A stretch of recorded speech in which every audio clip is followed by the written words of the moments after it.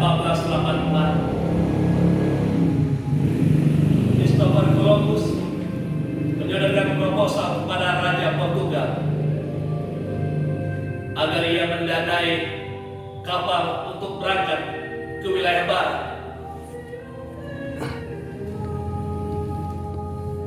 Untuk mencari rute perdagangan baru menuju Asia. Raja Columbus menolaknya. Raja Portugal menolaknya. Lalu Columbus mendapatkan Raja Ferdinand dan Ratu Isabella dari Spanyol sebagai investor baru.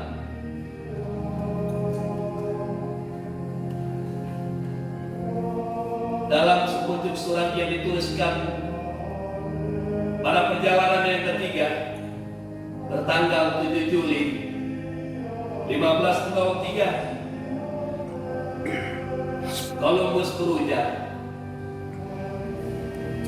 setelah saya menemukan, saya berani menyatakan bahwa Hindia adalah wilayah terkaya di dunia.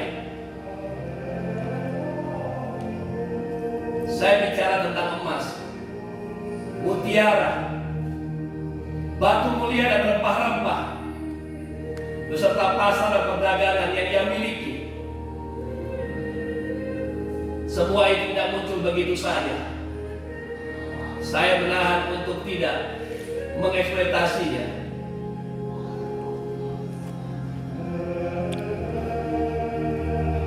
Pada 1568, Belanda yang kebanyakan Protestan memberanikan melawan penguasa Katolik Spanyol.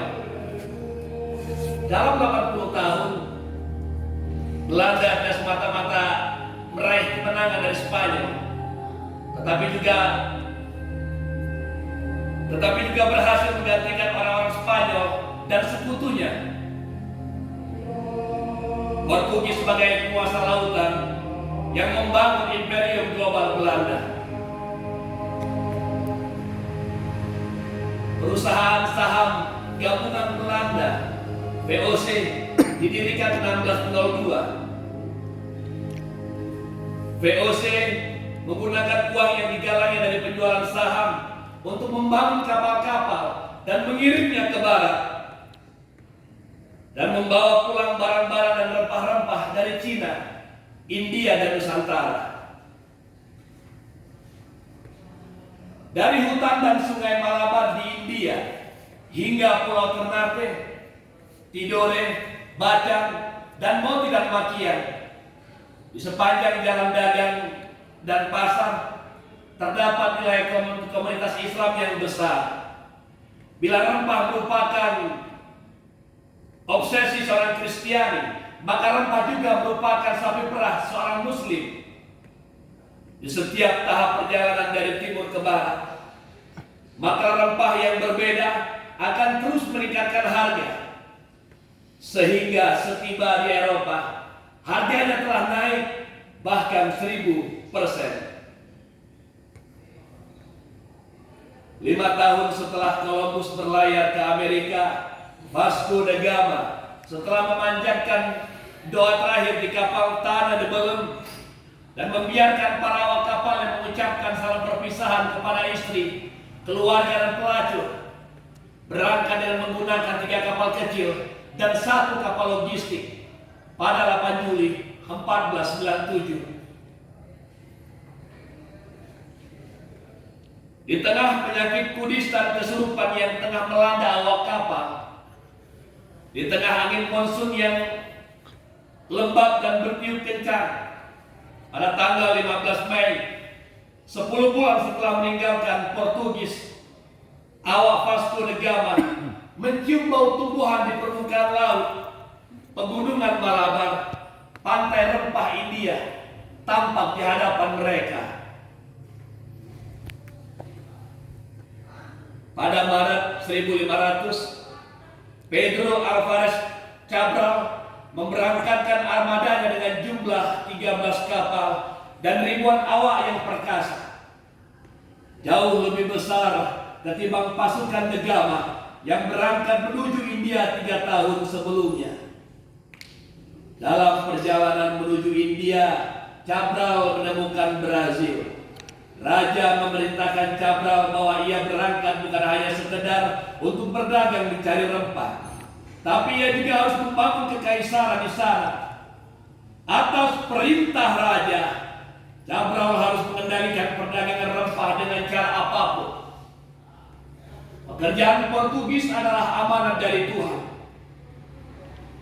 Pedro Alvarez Cabral kemudian menaklukkan Calicut, India.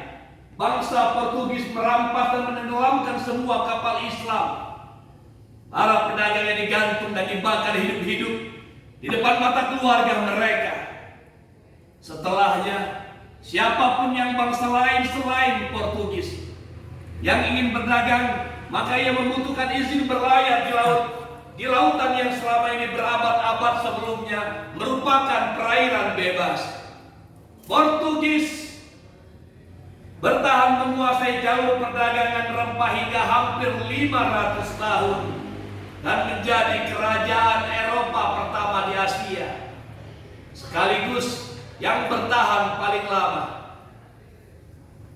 Tahun 1511, Portugis menyeberang ke Teluk Benggala. Pada tanggal 10 Agustus, mereka telah menguasai Malaka, pelabuhan terkaya di timur. Lokus di mana-mana, kapal Gujarat, Arab, Cina, dan Melayu datang berdagang rempah. Sebulan setelahnya, armada dari Jawa yang mencoba merebut Malaka dihancurkan. Di bulan Desember 1511, Antonio de Abreu memimpin 3 kapal kecil dari Malaka bergerak untuk mencari jalur ke Pulau Banda. Salah seorang anak buahnya, Francisco Serau, akhirnya sampai ke Ternate di atas kapal rongsokan yang dirampasnya dari bajak laut yang ia kalahkan. Bersekutu dengan Sultan Ternate untuk memerangi Tidore dan menikahi putri Sultan Al-Mansur, sang Sultan Tidore. Lalu membangun sebuah benteng kecil dan pos perdagangan, dari mana ia mengirimkan kembali cengkih secara rutin ke Portugis. Saya rasa demikian.